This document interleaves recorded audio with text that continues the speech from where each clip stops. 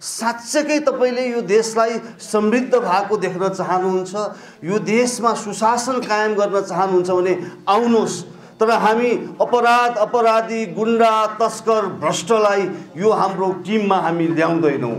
जसले यो देशलाई माया गर्छ उसलाई ल्याउँछौँ र चुनावमा अब कसरी चुनाव हुन्छ, सुरुमा चाहिँ स्थानीय चुनाव हुन्छ, त्यहाँ पनि हामी चाहिँ कन्टेस्ट गर्छौँ, प्रदेशमा कन्टेस्ट गर्छौँ र केन्द्रमा पनि हामी कन्टेस्ट गर्छौँ। कहाँ सकिन्छ, हामी भर्खर सुरु गरेका छौँ, बामे सरिरहेका छौँ। तर जति सक्दो बढी ठाउँमा हामी राम्रा मान्छेहरूलाई चुनावमा बेमानहरूसँग, यो देशका भ्रष्टाचारीहरूसँग, अपराधिक मेन्टालिटीका मान्छेसँग लडाउँछौँ। अब रमेश सर, ठ्याक्क यति बेला एउटा विषयलाई लिएर सिङ्गो देश पोलराइज भइरहेको छ, त्यो विषय हो एमसीसी। एमसीसीको विषयमा तपाईँहरूको पार्टीको धारणा के छ? हाम्रो एमसीसीको विषयमा यो राष्ट्रको एउटै आवाज हुनुपर्छ, राष्ट्रिय सहमति हुनुपर्छ।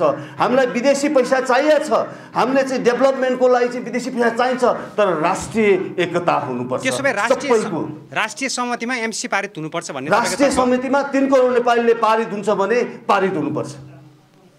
धन्यवाद। हाम्रो केही छैन, हामी धर्ममा विश्वास गर्दैनौँ, हामी धर्मको नाममा राजनीति गर्न चाहँदैनौँ। यो देशमा सबै छन्, हिन्दू छन्, मुस्लिम छन्, क्रिस्चियन छन्, बौद्ध धर्मावलम्बी छन्। हाम्रो सबभन्दा ठुलो कुरा ह्युम्यानिटी हो, मानवता हो। त्यो मानवतालाई अक्षरशः पालन गर्छौँ र यो देशमा 800-900 सांसदको आवश्यकता छैन। यो देशमा कम सांसदहरूको आवश्यक छ, त्यसमा पनि हामी भिजिट गर्छौँ र हामी यो के अरे राज संस्थाको पक्षमा हाम्रो सुशासन पार्टी हुँदैन। संहिताको विषयमा तपाईले 4 प्रदेशको अवधारणा ल्याएको मैले। यस संहिताको विषयमा हामीले चाहिँ वैज्ञानिक तरिकाले हिमाल पहाड तराईलाई मनोवैज्ञानिक हिसाबले हामी जोड्न चाहन्छौँ। हामी इन्टिग्रेटेड नेपाल भएको हेर्न चाहन्छौँ। र यो 7वटा प्रदेश, यदि सानो देशमा 7वटा प्रदेशको कन्सेप्टमा हामीलाई चित्त बुझेको छैन। हामी यसमा डिस्कस गर्छौँ, जनतासँग डिस्कस गर्छौँ, आम नागरिकसँग डिस्कस गर्छौँ, अरू पार्टीसँग पनि डिस्कस गर्छौँ। यदि देशलाई साँच्चीकै माया गर्ने हो भने के गर्दा बेस्ट हुन्छ, त्यो पक्षमा सबै पार्टीहरू एक ठाउँमा उभिनुपर्छ भन्ने हाम्रो मान्यता हो। यदि हाम्रो यो सुशासन, प्रस्तावित सुशासन पार्टीमा कुनै पनि सदस्यहरू इन्क्लुडिङ अहिलेको संयोजक, एडहक कमिटीको संयोजक आफ्नो ट्र्याकभन्दा बाहिर गयो भने कसैलाई पनि म यो संयोजकको हैसियतले मैले यहाँहरूसँग बोलिरहेको छु, यो सबै टिमलाई के अनुरोध गर्न चाहन्छु भने यदि संयोजक पनि ट्र्याकभन्दा बाहिर गयो भने तपाईहरूलाई अधिकार छ संयोजकबाट हटाउन, तपाईहरूलाई म अधिकार दिन्छु, हटाउनुहोस्। तर यो राष्ट्रको भविष्यको लागि एउटा प्रोमिसिङ युवा युवतीहरूलाई चाहिँ हामीले स्पेस दिनुपर्छ। त्यो स्पेस दिनको लागि हामी तयार छौँ। र आदरणीय दाजुभाइ दिदीबहिनीहरू, अब म धेरै समय लिन्न, अहिले पनि मैले धेरै कुराहरू गरिसकेको छु। यो पार्टी समयको माग अनुसार उब्जेको पार्टी हो। यो पार्टी मधेस, तराई, हिमाल, पहाडका आम दाजुभाइ दिदीबहिनीहरू, स्वाभिमान दाजुभाइ दिदीबहिनीहरू, इमानदार दाजुभाइ दिदीबहिनीहरूको आह्वानमा यो गठन गरेको पार्टी हो। र यो पार्टीले अर्को एउटा अनुरोध गर्न चाहन्छु, साँच्चीकै तपाईहरू देशलाई माया गर्नुहुन्छ भने विभिन्न पार्टीमा आबद्ध इमानदार व्यक्तिहरू, विभिन्न पार्टीमा आबद्ध नैतिकवान व्यक्तिहरू, मैले अघि भनेको छु 5% बाँकी हुनुहुन्छ। त्यो 5%हरू पनि आउनुहोस्, हामी छलफल गरौँ र नयाँ सिराबाट हामी अगाडि बढ्न तपाईहरूलाई आह्वान गर्न चाहन्छौँ। र अन्तमा म देश बाहिर बसेका दाजुभाइ दिदीबहिनीहरू, देशभित्र रहेका दाजुभाइ दिदीबहिनीहरूलाई अनुरोध गर्न चाहन्छु, आउनुहोस्, हाम्रो नयाँ जेनेरेसनको भविष्यको लागि, छोराछोरीको भविष्यको लागि, यो राष्ट्रलाई जोगाउनको लागि हामी एकजुट भएर अगाडि बढौँ र एकदम इमानदारीपूर्वक, म सधैँ इम्फेसिस गर्छु, इमानदारीमा कम्प्रोमाइज हुँदैन, नैतिकतामा कम्प्रोमाइज हुँदैन। तपाईले कुनै पनि कष्टमा नेपाली दाजुभाइ दिदीबहिनीहरूलाई ढाक्न पाउनुहुन्न। बोली एउटा गराइ अर्को हुँदैन। जे बोल्नुहुन्छ त्यो तपाईँले गर्नुपर्छ र इमानदारितापूर्वक तपाईँ आफूलाई प्रस्तुत सक्नुपर्छ। यदि गर्न सक्नु भएन भने तपाईँ यो सुशासन पार्टीमा म लगायत कोही पनि अटाउँदैन। यति भन्दै म सबैलाई एकदम आभार व्यक्त गर्न चाहन्छु। अगाडि बढौँ, एउटा चाहिँ यो राष्ट्रको लागि केही दिउँ। यो जन्मेको हामी एकदम जन्मेका छौँ। यो जन्मेको के भन्दाखेरि यो राष्ट्रलाई योगदान दिनको लागि जन्मेको हो, नेपाल आमालाई सेवा गर्न जन्मेको हो। हामी नेपाल आमालाई सेवा गर्न कुनै पनि कसर बाँकी राख्दैनौँ। यो हाम्रो पत्रकार आदरणीय साथीहरूको तर्फबाट 3 करोड नेपालीहरूलाई यो म यहाँबाट चाहिँ कमिटमेन्ट, मेरो डेडिकेसन, मेरो इमान्दारिता म त यहाँहरूलाई चाहिँ फेरि सो गर्न चाहन्छु। राजनीतिक पार्टीमा भ्याल्यु बेस्ड पोलिटिक्स गर्न गएको हो। हामी 3 करोड नेपालीलाई झुकाउन जाने होइन, हामी षड्यन्त्र गर्न जाने होइन, हामी झुटा कुरा गर्न जाने होइन। त्यसको लागि तपाईहरू सबै यो अहिले जो एडहकमा भएको नभएको सबै साथीहरूलाई पहिला आफू इमान्दार हुनुहोस्, पहिला आफू एक्जाम्पलरी सो गर्नुहोस् र आम दाजुभाइ दिदीहरू बहिनीहरूलाई सेवा गर्नुहोस् भन्नको लागि, सेवा गर्नको लागि पनि म तपाईहरूलाई चाहिँ अनुरोध गर्न चाहन्छु। जनताले यहाँलाई विश्वास गर्ने आधार के हो? यस सँगसँगै तपाईहरुको पार्टीको एजेन्डाहरू के छ? हाम्रो मेन कुरा हामी सबभन्दा पहिला शिरमा हामी राख्छौँ, राष्ट्रियतालाई शिरमा राख्छौँ र त्यसपछि हामीले यो हाम्रो देश सुहाउँदो सुशासन, अहिले सबै के छ भने कुशासनले व्याप्त भएर यो देशको यो हालत भएको हो। कुशासनले व्याप्त भएर राष्ट्रियतामा चाख नदिएर अहिले हाम्रो हालत यो भएको छ र हामी यसरी चाहिँ नयाँ पार्टीको हिसाबले स्थापित हुन बाध्य भएका छौँ र समृद्धि भएको छैन। हेर्नुहोस् त अहिले देशको कहाँ पुगेको छ, देशको इकोनोमी कहाँ छ, कहाँ नैतिकताको राजनीतिकहरूलाई त म गर्नेहरूलाई चाहिँ म के भन्ने गरेको छु भने राजनीतिक पेसाकर्मी भन्ने गरेको छु। अब हामी पनि राजनीतिक कर्मी हुन्छौँ। मैले मेरो सम्पूर्ण साथीहरूलाई भनेको छु, तपाईहरू सेवा गर्ने हो, मेवा खाने होइन। अहिले धेरै जसो राजनीतिकमा लागेका मान्छेहरू पेसाकर्मी भए, मेवा खाए, आम दाजुभाइ दिदीबहिनीहरूलाई केही पनि वास्ता गरेर देशको वास्ता नगरेकोले हामी बाध्य भएर यसरी चाहिँ एउटा राजनीतिक फोर्समा हामीले चाहिँ इस्टाब्लिस हुनु परेको हो र हामी तपाईहरूलाई कहिले पनि धोका दिँदैनौँ। यो चाहिँ हामी ग्यारेन्टी गर्छौँ र हामी टेस्टेड पनि हौँ। फेरि हामी सबै यहाँ छौँ, टेस्टेड छौँ। तपाईहरूले टेस्ट गरिसकेको मान्छे हामी ढाँट्न सक्दैनौँ। हाम्रो मेन आधारै हाम्रो हिस्ट्री सिट हो। हामीले पहिला गरेको चाहिँ देशप्रति गरेको सेवा, त्यसलाई आधार मानेर तपाईहरूले हामीलाई जज गर्न सक्नुहुन्छ। मुख्यतः यहाँको पार्टीको एजेन्डा चाहिँ के हो?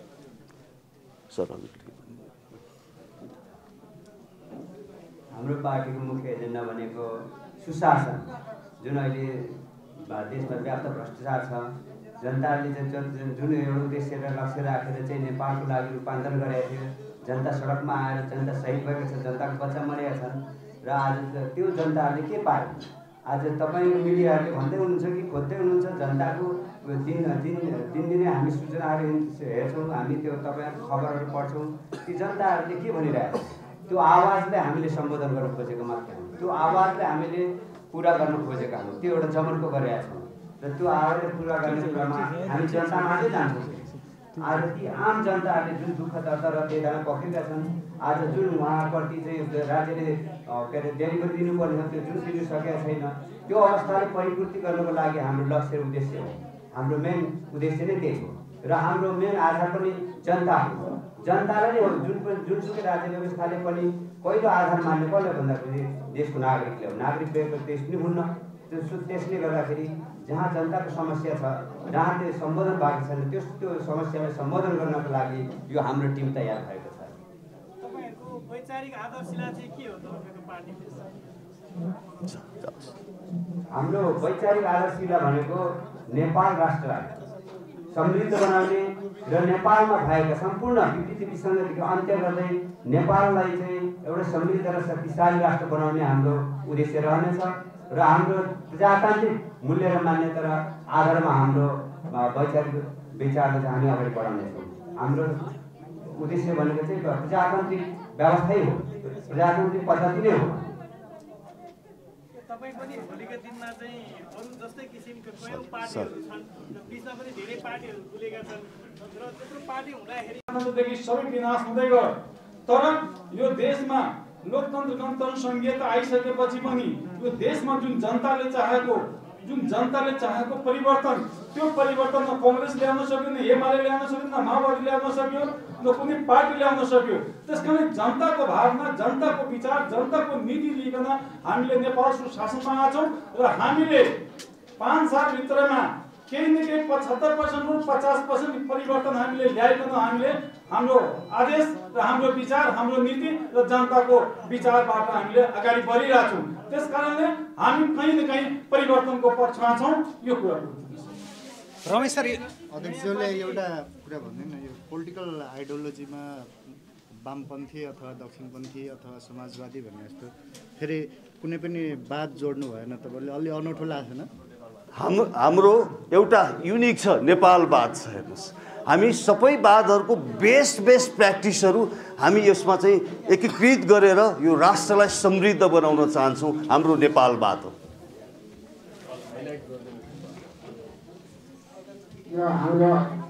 हाम्रो देशको अवस्था त तपाईँहरूलाई थाहै छ होइन कि हामी त्यसमा सन्तोष हुन सक्छौँ। अहिले जुन किसिमको गतिविधिहरू भइरहेका छन्, मान्छेको जनताको चाहना अनुसार केही काम भएको देख्नु भएको छ। जनतामा असन्तुष्टि छ, बेखुसी छ, अनि बेरोजगारी छ, विनाश छ। यसमा अब व्यापार असन्तुलन उच्च छ। संसारको 5औं मुलुकमा पर्छ नेपाल। कुल घरायस्थ उत्पादनको तुलनामा निर्यातको अनुपात हेर्ने हो भने नेपाल 5औं सबभन्दा कम अनुपात। र यहाँहरू आइदिनु भयो, धेरै धन्यवाद छ। यहाँहरूको पनि सहयोगको हामीले अपेक्षा गरेका छौँ र यहाँहरूसँग बारम्बार हामी इन्टरेक्सन गर्नेछौँ। जय सुशासन। धन्यवाद। हाम्रो देश समृद्ध पहिलाको तुलनामा अहिले चाहिँ समृद्ध त थिएन, तर पहिलाको तुलनामा धेरै कम छ। 4 वर्ष अगाडि चाहिँ 7 खरब हाम्रो देशको ऋण थियो, अहिले कति छ? 17 खरब 30 करोड छ। यो 2078 साउनमा यो 4 वर्षमा 10 खरब ऋण नेपाली जनताको खातामा ऋण छ। त्यसरी प्रति व्यक्ति ऋण 24,000 थियो 4 वर्ष अगाडि भने 2078 असार मसान्तमा त्यो 57,000 पुगेको छ। यसको जवाबदेही के कहिले हुन्छ?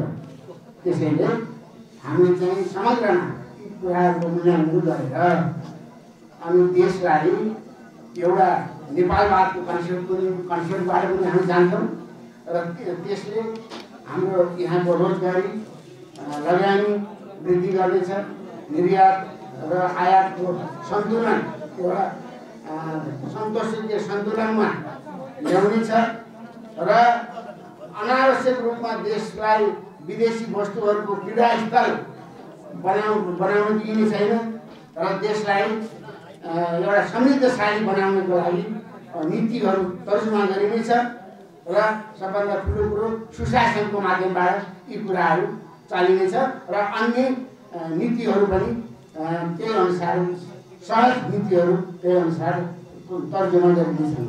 आगामी चुनावमा कसरी जाँदै हुनुहुन्छ? छोटोमा भन्नु।